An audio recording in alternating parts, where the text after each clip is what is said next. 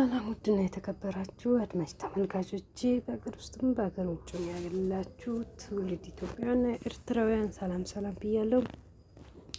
ሰላማችሁ እንደ ምድር አሸዋ እንደ ሰማይ ኮከብ ሲተረፍ ይበልልኝ። ለሀገራችን ሰላም፣ ፍቅር፣ አንድነት እግዚአብሔር አምላክ ይላክልን ይላክላችሁ። እንዲሁም ኦርቶዶክሳውያን በሙሉ እንኳን አደረሳችሁ አደረሰን።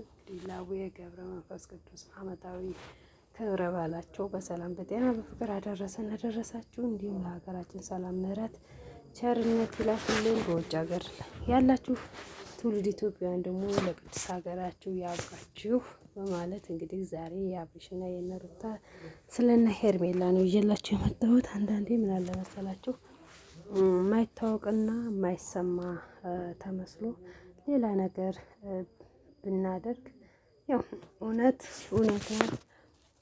እንደ ድሃብ እየነገረሽ ሆኖ ተወጣልሽ፣ ውሸት ደግሞ ውሸት ነው ማለት ነው።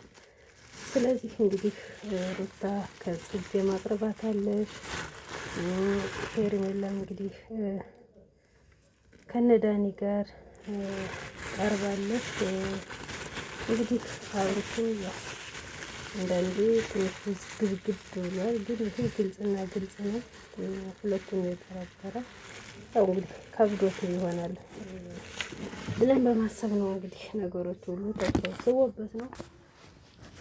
ግን የአብርሽና የሩታና የኤፍሬም ጉዳቸው እንግዲህ ወጣ ማለት ነው። ሙዚየም ስታዋጣጣቸው እንግዲህ ተርበትተው ነበር። ጽጌ በጋርም እንግዲህ ሩታ ስታለቅስ ነበር። እውነት ለመናገር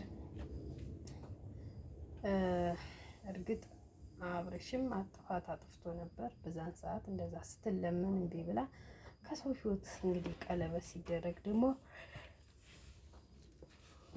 ሩታ ልጄ ያላባት ማደግ የለበትም ወደ ቤቱ ይመለስ ነው የምትል።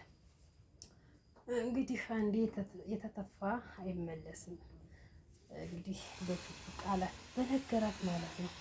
ስለዚህ ሩታዬ ደግሞ እንግዲህ እግዚአብሔር እንግዲህ ከአንቺ ጋር ይሁን ነው ምንል፣ ሌላ ምንም የሚባል ነገር የለም። ያው መጀመሪያ ስትለምን የጓደኞቹ ስለምንሽ ስንት ነገር ሲሆን እንዲህ ብለሽ እንዲህ አሻፈረኝ ብለሽ ሂደሻል። አሁን ደግሞ ከዚህ በኋላ እንግዲህ ለማይመለሰው ነገር የራሽን ህይወትሽን ብትጀምሪ መልካም ነው። ከዛም ደግሞ ደስታ አለውሽ ከጎንሽ ነኝ እያላት ነው ያለ እንግዲህ። ስለዚህ እውነት ለመናገር ልጅ የእናትንም የአባትንም ፍቅር አግኝቶ ማደግ ነበረበት። የሁለቱም አለመግባባት ግን ህፃኑን እንግዲህ አንዳንዴ ምን አለ መሰላችሁ የእናትና የአባት መለያየት በጣም ፈተናውን ግብ የሚመታው ማን መሰላችሁ? ልጆች ናቸው። ስለዚህ የሁለቱ ያለ መስማማት በልጆች ላይ ምን ጉዳት እንደሚያደርስ ይሄ ቀላል ነው። ስለዚህ ሩታም ቢሆንም በሰዓቱ ያው አጠፍታለች፣ አብርሽም እንደዛው።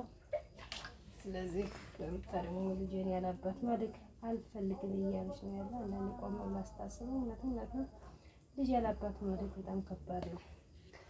ልጅ የእናትም ያባትም ፍቅር ሲያገኝ መልካም ነው። ግን ሆኖ ግን ያው በሁለቱ የትርክና በሁለቱ አለመግባባት ምልክት ግን አለያይቷቸዋል።